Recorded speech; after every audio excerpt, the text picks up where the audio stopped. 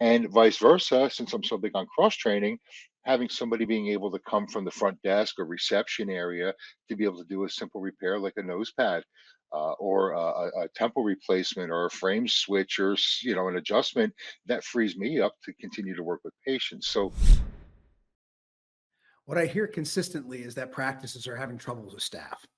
Staffing's the biggest single issue. And while I think about optometrists working on their practices, keeping themselves informed through CE programs and other things, we don't do enough to support, particularly our opticians.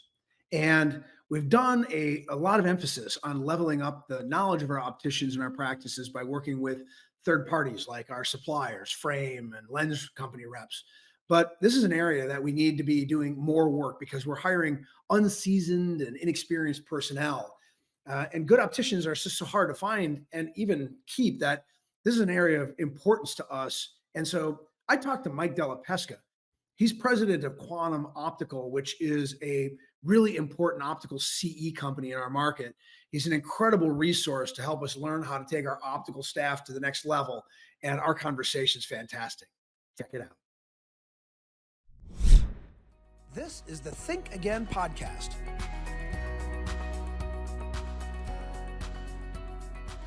Hello, Mike. How you doing? Doc, I'm doing great. How you doing? Good. I know that you have a business completely focused on optical continuing education. What are the hot topics nowadays in that space? Hot topics. On the contact lens side of things, scleral lenses is really a big thing right now. On the optical side, anything when it comes to practice management is always a hot seller. And now again, the new technology in lenses, freeform, blue light is always a big thing. Fitting, dispensing, basic optics. On the optical side, it's kind of all over the board. Yeah, there are some good items in there, though. You think about scleral lenses and freeform lenses. It's hard for ODs who run businesses to make sure that their people that are in charge of those product deliverables know it well. So let's get into that. As a lifelong optics educator, um, what is it that doctors who run eye care businesses don't understand about the knowledge base that is needed in their optical staff? I think they take it for granted, and I think it looks easier than it actually is. It's easy to hire somebody. A lot of times, a practice will hire somebody because they have a good personality, they're a good fit, they'll work well with their patients, which is one of the top 10 criteria. But then the bottom criteria is do they know enough about optics to get through? And the answer to that is if they don't, we could train them on site. Uh, a lot of things fall through the cracks. The practice gets busy. Maybe you don't have somebody there that could do the training. Maybe the person doing the training isn't so well versed themselves, so that person gets kind of slips through the cracks. Creates some animosity maybe on the job front. A little frustration when somebody really wants to do a good job but feels they're dropping the ball, and could ultimately lead to poor patient encounters, so, bad feedback, as well as a staff member leaving and finding a position that they fit better in. And that seems to be the constant commentary in optometry post 2020. It's the main three problems in practices are staffing, staffing, and staffing. Right, right. And so I'm kind of curious if we could talk through a conversation today that would help the audience understand some of the steps that they might take to move the most basic optical employee from a starting point to being highly skilled and an educated optician. Let's talk about these situations. I think you alluded to it.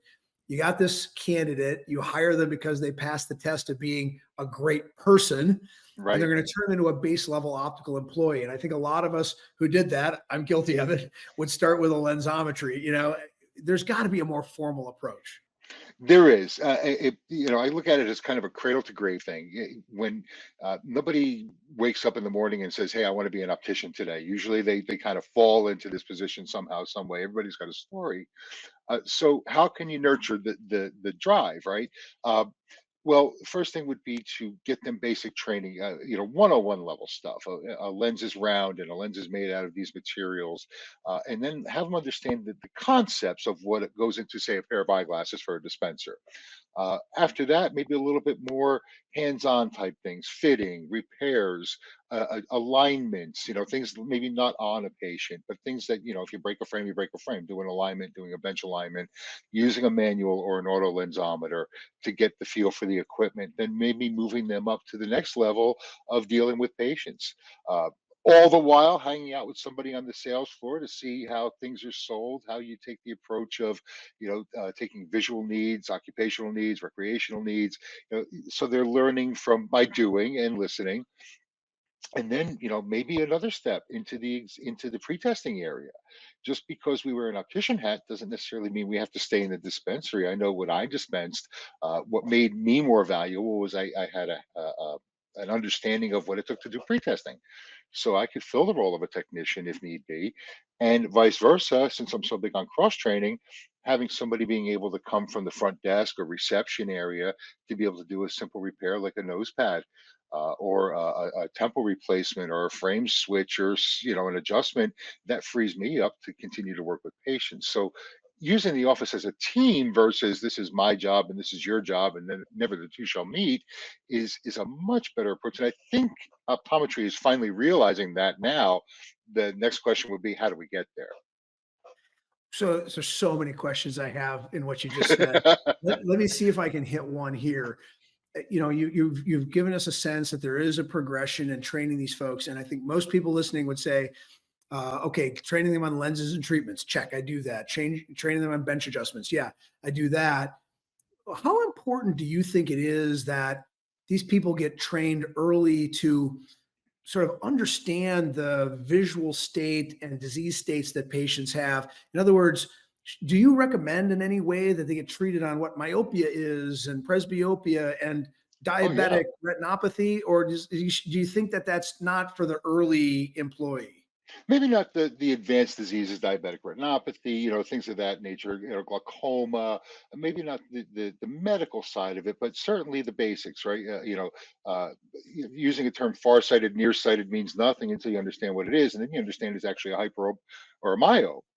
And what do those things mean? So I always felt that it's better to understand the concepts before you dive in. Understand that water's wet before you decide to go and swim in it.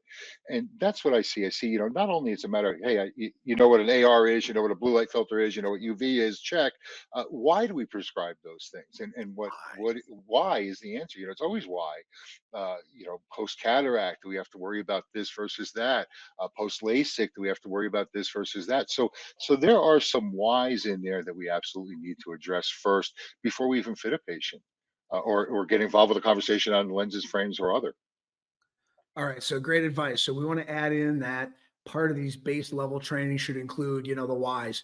As an example, why does a pseudo fake post cataract surgery need UV protection? And we want to make sure that the materials we use or the treatments we use give them that. So that's good.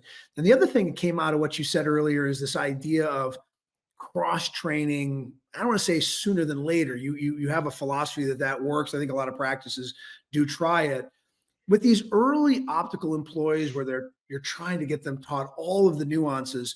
Do you recommend that cross training effect earlier in that early employment, or maybe once they've really gotten their selves understanding of what is expected of them in the optical area? That's a good question, and I think it depends on the individual. Number one, but number two is if you have somebody who's that flexible, I would say start earlier than later. This way, the expectation is set that we don't just park you in this part of the practice. You're part of the practice. So if I need you in a reception area, or as a contact lens technician, or I need you as a scribe, how can I utilize that your skills in my practice for X dollars an hour? There's a mutual thing going on there, that the candidate is learning more and they know they're becoming more valuable as they are becoming more valuable to your practice. The other advantage to that is maybe you hire them to work in the dispensary, but they're a much better fit in the contact lens department for whatever reason. They love that side of the business. Again, you might find that maybe we hired them for here, but they fit better here. Now we have to go find somebody over there. So cross training, yeah, I think give them a taste of everything in the practice, and see where they land. That's wonderful. And the other thing that came to my mind as you were talking about, for example, scribing, is that I know we tried from time to time, and some practices that are listening might do this. they'll use optical staff to come in at the end of the patient encounter. So that handoff and that transference of information that sometimes falls off between the exam room and the dispensary is more contiguous. Do you have a point of view about how valuable it is to have opticians come into the exam room and listen, as opposed to have either the doctor or somebody else drop them in the optical? Does that help with capture rate and with people getting what the doctor recommends, or do you find it doesn't matter? I don't think it matters where the handoff happens, whether it's in the exam room or outside the exam room. I think inside the exam room you'd have a little bit more privacy, so you'd be open to discussing, more personal things. Mrs. Jones is a diver, or she's a fisher person, or whatever. She fishes, things like that. You might be able to have a little bit more freedom of a conversation behind the door, but definitely we've been talking about the transfer of power for 25 years. The white coat really sells the eyewear, uh, and that's what it is if they're prescribed. And that's what we're getting at, is rather than for than recommending or suggesting or things of that nature, where it looks like the staff members trying to make a commission. Then the other side of it is the doctor's actually prescribing these things, two pair, multiple pair, computer glasses, things of that nature. So it becomes a little bit more intuitive and a little bit better steps to follow that procedure. But I don't think it matters where it happens, as long as it does. Fair. So, how do we know when these people have been trained to that level where they really are going to be fantastic opticians? Hmm. Have you found through your experience of working with so many practices when a practice knows, like, when do you know when that employee is ready to fly solo and they don't always have to have somebody else listening into their conversations to make sure they do it right? Is there sort of a A place gut where you feeling. meet? Okay. Maybe a gut feeling on that. Patient feedback would certainly be one of those things I listen for. That new person you had, they were wonderful. I tend to do that a lot outside of optical. If I know somebody's been new, or a new waitress or a new salesperson, I'll find the manager and kind of let them know they did a good job, or give them a raise, kind of thing, or whatever. I think that's an important side of the feedback. Plus, you'll know too, just by their persona at work, how they speak to patients, how they answer the call, so to speak, how their sales are, tracking redos, things of that nature. Mhm. You'll be able to know when they're ready. And like I said, if worst comes to worst, flip a coin. So let's talk a little bit about the other part of being in the optical dispensary, and that's the non-patient facing work. Hmm. Is there a process that has to be done to train these early employees on how they manage their data and, for lack of a better word, paperwork, which is really computer work, whether it's authorizations, claims filing, division care plans. I mean, that's all on top of understanding lenses. Is that a separation of duties? Should we hire somebody to just do that? How do you see all that managerial back office work? It depends on the practice. If the practice can support an additional person just to do billing, maybe it's the way to go. I mean, you can't really wear too many hats. If somebody is a dispenser and they have to put through, say, a third party play, third party claim on a computer form, that's part of sales. And you need to understand the beginning of it, just like you'd be writing it up on a piece of paper. This is just the equivalent of that. So yeah, they'd have to know the whole process. Maybe save the payment schedules and things like that for a later date. But the ability to take somebody who's got third party insurance and get them from the thank you very much, I'll give you a call in a week, to getting the order placed with the appropriate lab, is definitely part of the equation. In the coursework you deliver, do you talk about the selling aspect of collecting money? Because that is not something that even good people are always comfortable with, right? That today your total is 623. We take, credit cards and we give you care credit. Like, do you do that? Do you educate people? And if so, how do you give them advice? That is one of the big parts of the programs that we have. Um, we implement a period of our hands-on training where we sit down everybody. We talk about, okay, this program doesn't take, we don't take insurance at this program, so we take the third-party overlord off the table. Now we're selling strictly off the fact of what your patient needs. So if you come in and tell me that you have numerous activities, so a lifestyle type of questionnaire, which always helps, right? We could talk about that all day long. But patient fills a simple lifestyle questionnaire on how they use their eyes, their eyewear, what activities they do, and things like that. You'll get a feel for what you can recommend. So if you tell me you fish, or you work at a computer, or you do a lot of reading, or like that, I'm already designing one, two, three pair for you. So I'm basically regurgitating what you're telling me and giving it to you. There's really very little pushback on price because I'm not giving you anything you don't need. And that's always been the approach. I'm selling you what you're telling me you need. When you get a little apprehensive about it, it's when they start throwing in the shiny chrome accessories and the floor mats and things like that. That's when you start getting suspicious. But here we're talking about exactly what you need, and it's a way to Okay. overcome that shyness. A lot of times too, we take the approach, don't count other people's money. The patient that pulled up in a Mercedes Benz wearing a really snazzy suit and designer everything is probably in debt up to here. I want the guy that pulled up in a 20-year-old car with overalls and things like that. They have money, so I don't count other people's money. They will spend what they can afford, and if not, then there's other alternatives. Seems like a related question. I used to advocate that in a doctor's software system, as they're prescribing for a patient, that they don't just create one generic prescription, but that they develop one for each utilization. So if there's a computer progressive one, write that. If there's a Sun RX or something for golf, write that one. Do you have a point of view as to whether or not that probably a little bit of extra work for doctors and technicians translates into something that helps the optician be better at what they do when they are making those recommended sales to the patient? Absolutely. It makes our life easier. Again, we're not going off of, how much of a commission do I want to make or anything like that. Because a lot of patients feel, we work on commissions and many people don't, but good luck convincing them, right? Right. Especially when they hear you padding, you need X, Y, and Z. Packaging and bundling items is certainly number one on the list. So, instead of developing our computer lens package, which not only includes our, intermediate length progressive lens, but also includes a non-reflective coating, scratch resistant AR, so on and so forth. It instead of saying you need this, you need that, and you need the other thing, I'm giving you a pair of computer glasses that are designed for the computer. So we've overcome that objection, number one. Number two is it's like any other physician. If I go to my doctor and he writes me three prescriptions, I don't go to the pharmacist and try and play shell games with which two am I filling today. I hand him three pieces of paper. He hands me three bottles. That's how it works. If I went to the pharmacist with two prescriptions and he said to me, "You need three, four, five," now we're going to have a conversation. I'm not going to. I'm going to push back because the doctor said I need two.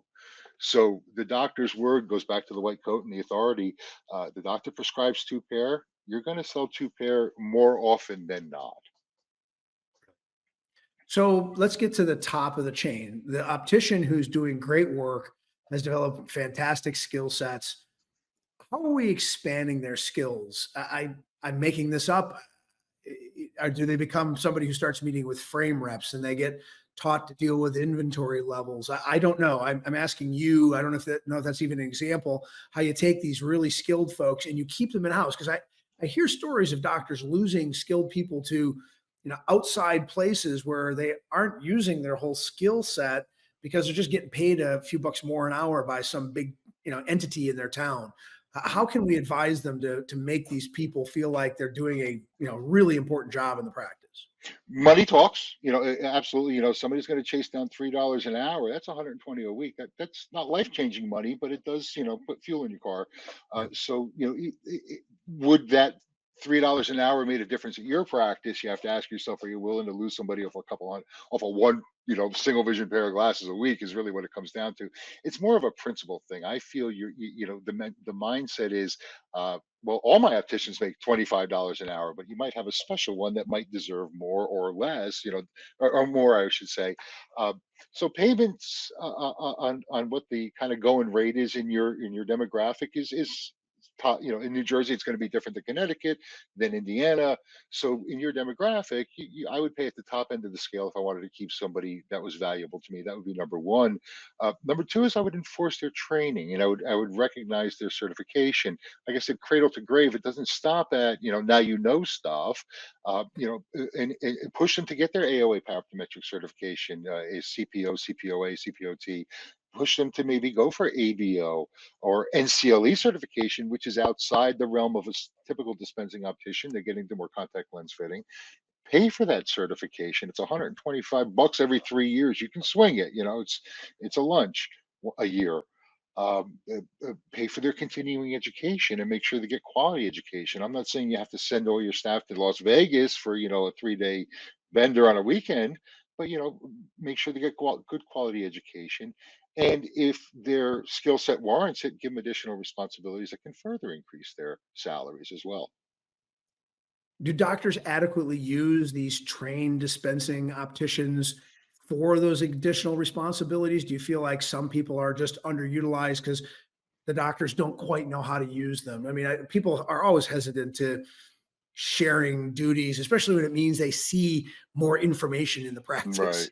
And nobody's out there signing up for additional work either. So it's both sides of the same sword. uh I usually recognize talent in my staff. That's usually what I look for. I look for somebody who's a little bit more hungry, somebody I could take under my wing and kind of guide them through the process. If there's a formal school in your neck of the woods, not all cities and states have access to formal education, college education, or certificate programs, although there are many online. Maybe they want to take that approach.